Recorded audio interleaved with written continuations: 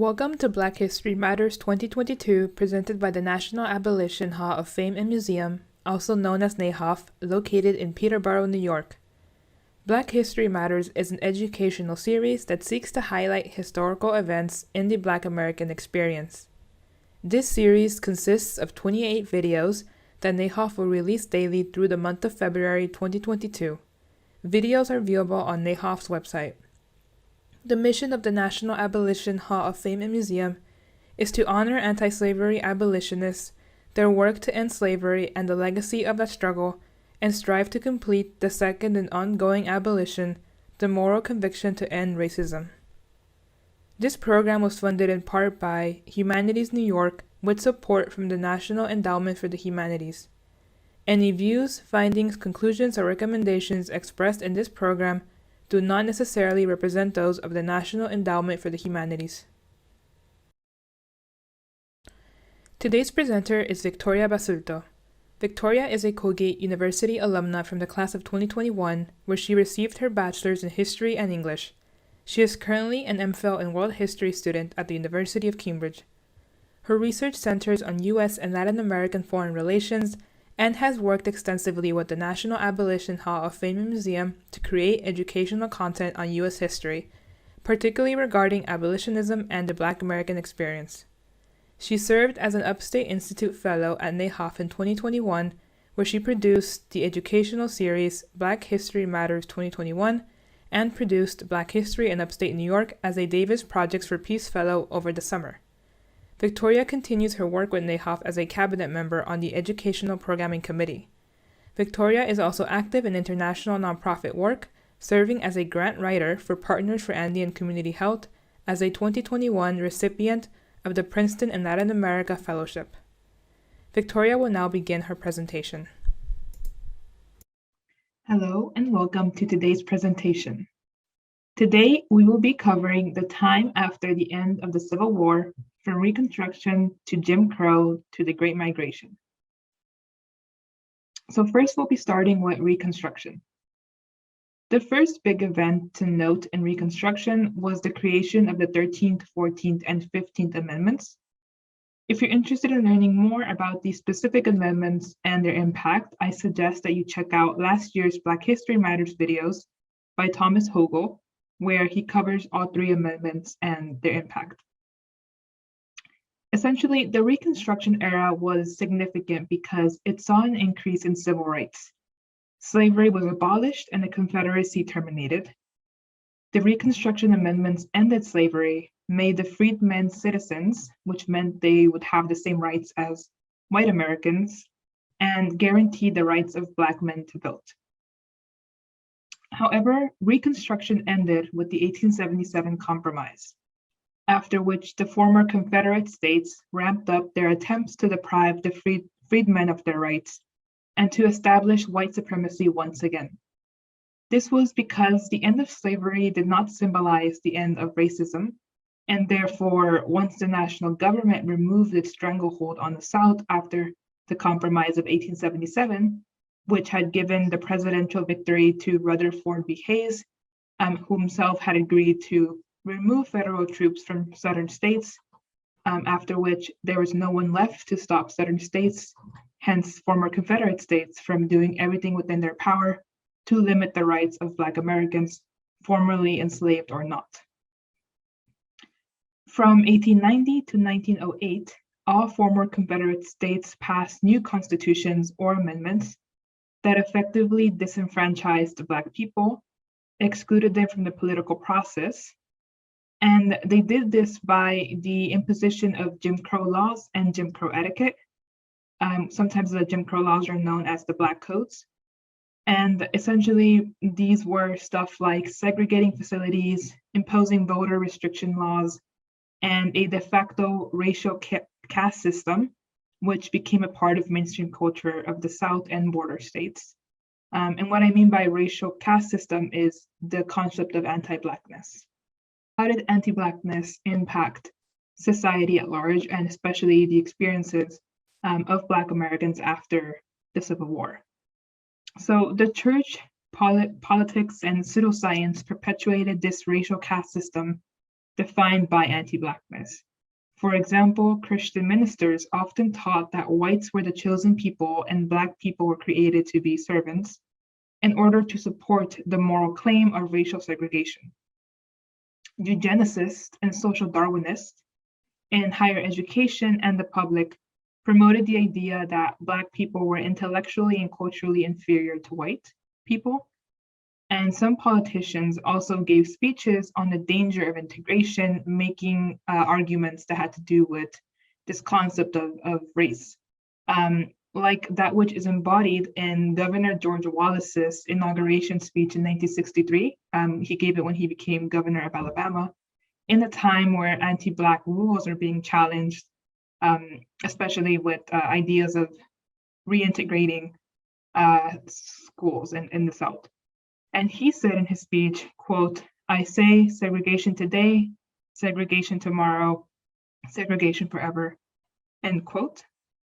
People like Wallace argued against desegregation because of racist concepts of mongrelization of the white race, essentially an idea that mixing races would harm the white race. And so all institutions in society essentially reflected, supported, or perpetuated in some way or other the oppression of Black people and promoted a society that would think of white supremacy as normal. And this was done most explicitly through the Jim Crow laws and Jim Crow etiquette. Both of these reflected anti-Black concepts. For example, some Jim Crow etiquette were ideas like a Black man could not offer to shake the hand of a white man because that implied social equality. Black people and white people could not eat together. Also, Black people could not show public affection to each other in public. If a Black person was being introduced to a white person, they would not use titles of respect like Miss, Madam, etc. And it was always that the Black person had to be introduced to the white person and not the other way around.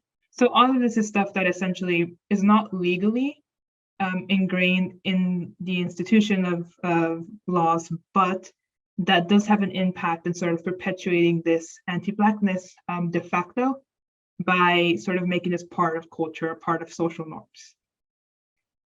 So Jim Crow etiquette was different from Jim Crow laws, but they did work in conjunction with each other. Jim Crow laws excluded or limited Black Americans from using public transport, certain facilities, voting, running for public office, serving on juries, and having certain jobs or living within certain neighborhoods. All of this was happening despite the fact that the 3 Reconstruction Amendments existed, which had in theory made Black Americans equal citizens to whites, and also sort of distinction between gender because voting, for example, was only extended to men and not women. So the legality of these discriminatory Jim Crow laws was further supported by the Supreme Court decision in Plessy versus Ferguson in 1896, commonly known as the separate but equal. I'll cover this court case in a later presentation where I talk about Brown versus Board of Education. But essentially in this decision, the court determined that, quote, "So long as state governments provide legal process and legal freedoms for Blacks equal to those of whites, they could maintain separate institutions to facilitate these rights," end quote. The problem with this is that there was nobody to expect or a legal way to challenge the quality of segregated facilities, especially because they were always worse if they were facilities for Black people. Other examples of Jim Crow laws were the disenfranchisement of Black voters through laws like the grandfather clauses, which were laws restricting the right of a man to vote whose ancestors had not voted before the Civil War, which obviously meant that most Black men who had been freed during the Civil War would not have voted. Similarly, poll taxes were levied to limit the ability of Black men to vote, and the implementation of literacy tests, which asked Black voters to do things like name all the vice presidents and Supreme Court justices throughout American history. All of these imposed limits to the ability of undereducated Black men from voting, and obviously considering the context that a lot of people had just come out of slavery, these laws were very effective in disenfranchising a large portion of Black men. We might also think that these events happened way in the past, but it's important to remember that most of these Jim Crow etiquette and Jim Crow laws did not begin to lose their power until the mid-1960s, so not even close to a century ago, and that they were meant to create a system, social and legal, to ensure that Black people were kept under whites.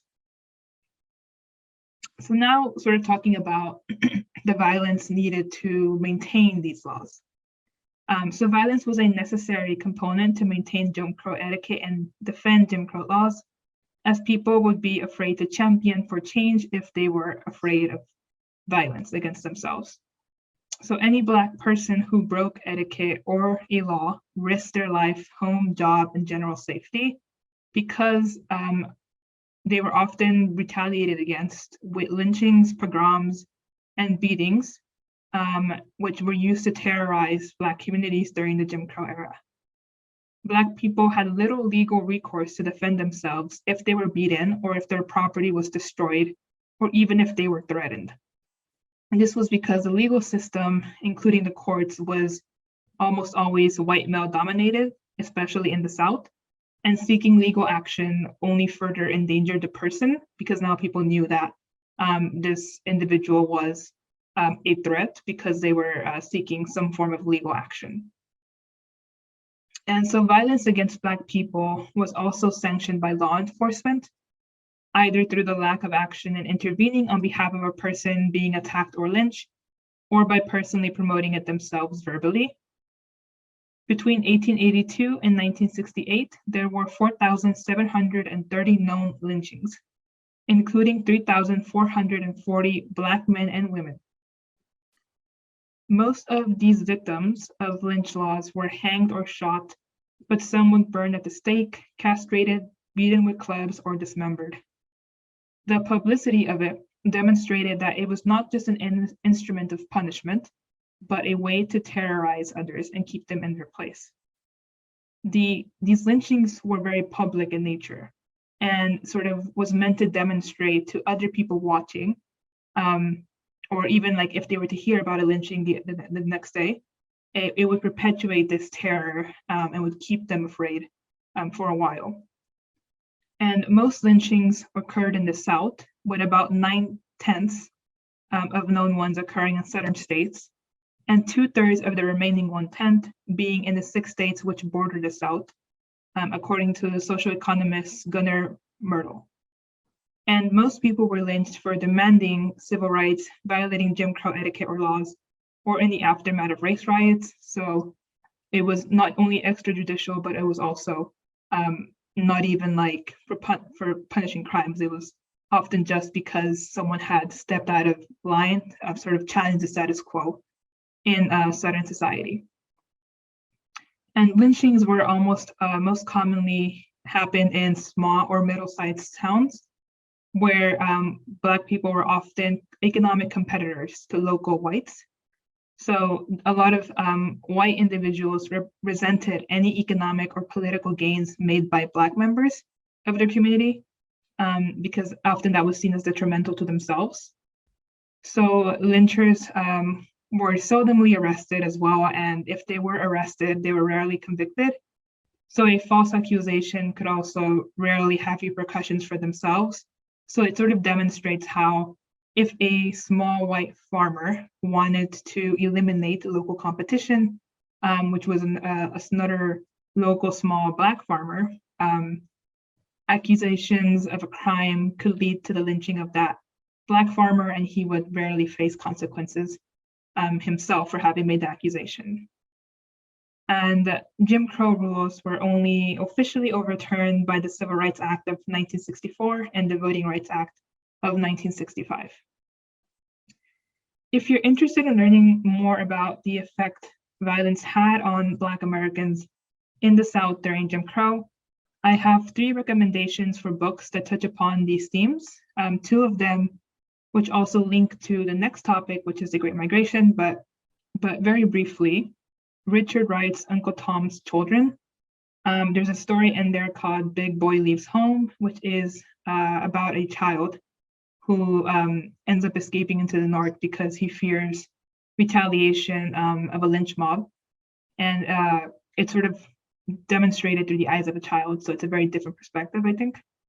And Blood on the Forge is similar in that it's about the topic of the Great Migration. The three central characters migrate to Pennsylvania to work on a mill farm, and coming from Kentucky, I believe. And they also flee because of fear of being lynched after one of the characters attacks a white man in the book. And this next book, Roll of Thunder, Hear My Cry, is one that I believe is in the curriculum for reading for for middle school children. But it touches upon the perspective of this small girl who is living in her family's sharecropping plantation in the South, and how she sees this terror of the Jim Crow era being existing around her at that time. So the Great Migration was the movement of 6 million Black Americans out of the southern US to the urban Northeast, Midwest, and West. This movement happened in two waves between 1916 and 1970. It was affected by two world wars, the Great Depression, growing industry and employment in the Northeast, and violence of white people against Black people in the South. So there were many pull and push factors that contributed to the Great Migration. The destinations of these migrants were big cities like New York, Chicago, Detroit, Los Angeles, Philadelphia, Cleveland, and DC. The 1991 Pulitzer Prize winning journalist Nicole Lehman wrote, quote, "The Great Migration was one of the largest and most rapid mass internal movements in history, perhaps the greatest, not caused by the immediate threat of execution or starvation. In sheer numbers, it outranks the migration of any other ethnic group, Italian or Irish or Jews or Poles, to the United States. For Black people, the migration meant leaving what had always been their economic and social base in America and finding a new one," end quote. So this huge demographic shift had an immense impact on these cities and their cultures. For example, Harlem in New York and Tin Pan Alley in Chicago were all effects of the Great Migration, or were affected by the influx of people during the Great Migration. Up until 1910, the US Census showed that 90% of Black Americans lived in the American South. By the end of the Great Migration, just over half of Black Americans lived in the South. So a huge demographic shift in a very short period of time. The first Great Migration, which happened from 1960 to 1940, saw about 1.6 million people move from mostly rural areas in the South to northern industrial cities. And the second Great Migration, which happened from 1940 to 1970, and began just after the Great Depression, brought at least 5 million people to the north and the west of the US. The images that you see on the screen are from the painter Jacob Lawrence's collection, which is titled The Migration Series. It is a collection of 60 panels that tells the story of the Great Migration. Under each panel, there is a lot of history for you to read on the website, and it is super highly informative if you're interested in learning more about the Great Migration. I highly recommend you check it out because it also depicts other reasons that people made the migration to the north, such as the boll weevil infestation, sharecropping, and land ownership discrimination, and lynching. So it was, as I mentioned earlier, a lot of push and pull factors that contributed to this movement. But I also just think that the series is incredible to look at. Artistically, it's just incredible. And the website on the screen is a place where you can access all 60 panels and sort of go through the story that Jacob Lawrence paints about the migration. So after these individuals reached the North, how was life in the North? So though the North did provide Black Americans with more social mobility, choice of employment, and wage increases, racial discrimination in the North was also prevalent, and they faced violence there as well. For example, James Weldon Johnson, the famous Black writer and musician, dubbed the summer of 1990 the Red Summer. because of the amount of violence that summer saw in northern cities due to heightened racial tensions between Black people and white people at the end of World War I. That summer saw riots in Chicago, Knoxville, Nashville, Charleston, Omaha, and many other cities that were destinations for these migrants heading up from the South. These clashes happened because white men returning from World War I had found that many of their jobs had been taken by Black men who had traveled north from the South. Likewise, Black servicemen returning from the war were now less willing to accept unequal treatment because they had just obviously fought a war for their country and were expected to go back to being similarly treated as before, which explains why so many race riots began as attacks on Black veterans. Likewise, racial tensions escalated between recently arrived European migrants looking for work and Black American migrants who are arriving from the South. They competed for the same low-income jobs and low-income housing, which made it more difficult as the population kept growing, and so this led to some clashes. Some common themes that we can sort of trace through these clashes, particularly in the Red Summer of 1919, is that most of these race riots, with a few exceptions, were started by white people, and the majority of them happened in Black communities, like physically in Black communities. In the majority of the riots, there was some extraordinary social condition that prevailed at the time of the riots. So for example, some pre-war social changes, wartime mobility, or economic depression.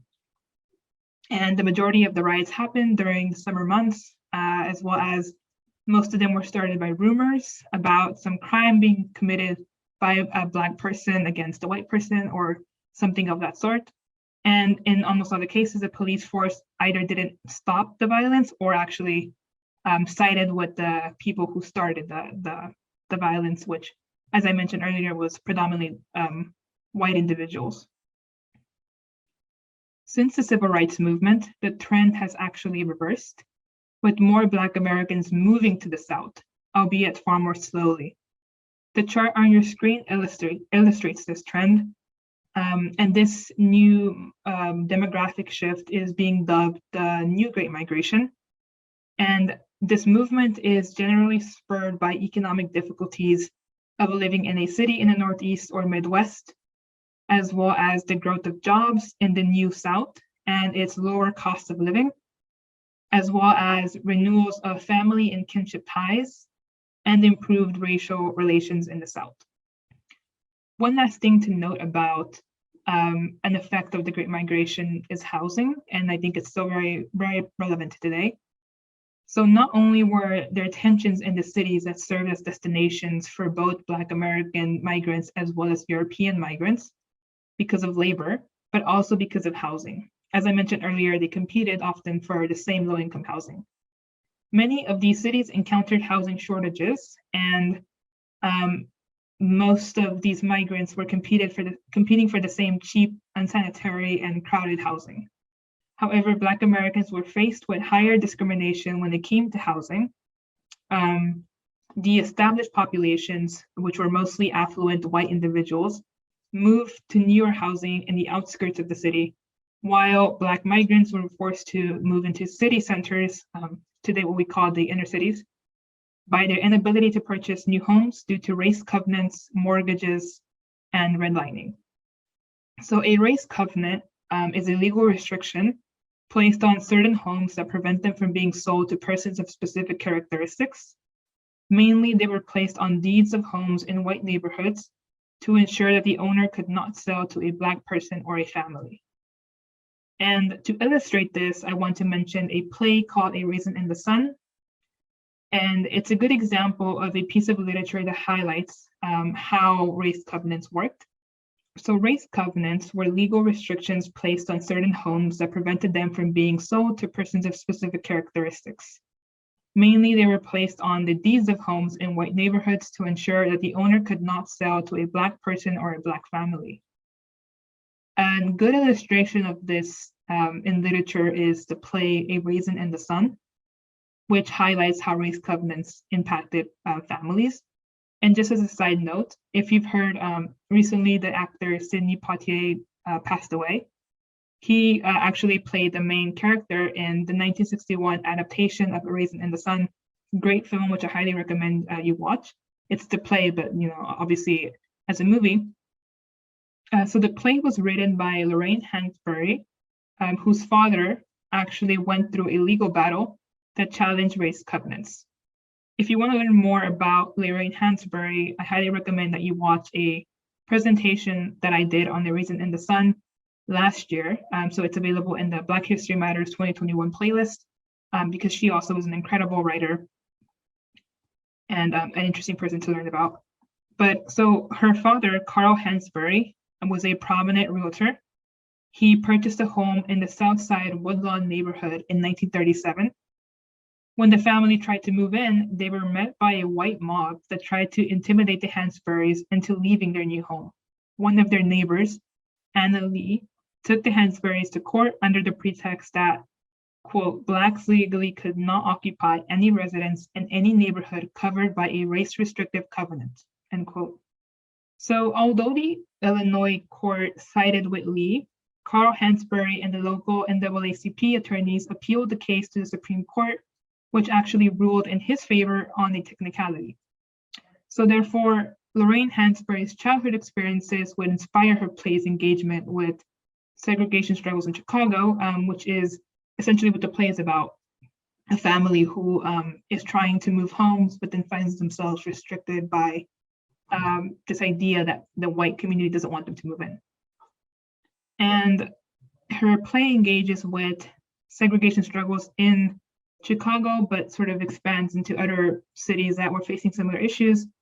The Hansberry versus Lee case highlighted the role that racially restrictive covenants and white home improvement associations played in keeping Black Americans out of white neighborhoods and in overcrowded sections of the city, like Chicago's Black Belt.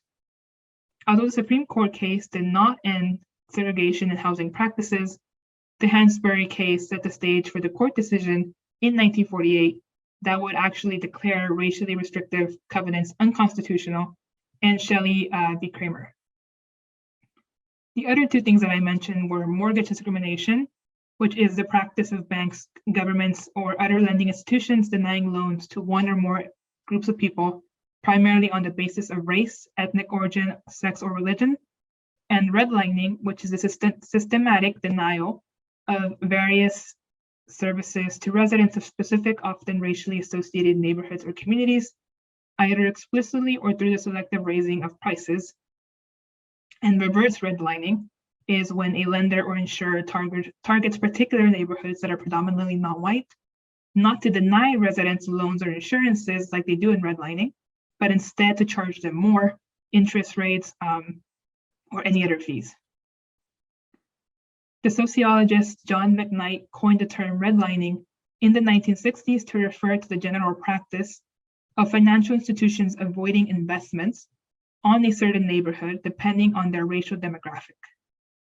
All of these that I just mentioned limited the ability of Black Americans to achieve home ownership in the North or the West or Midwest, where they moved after the Great Migration, and they limited their abilities to also move neighborhoods and to therefore change their economic and social status. So to conclude, we've covered a lot of history, but why does it matter? Well, it matters because the present is the legacy of the past.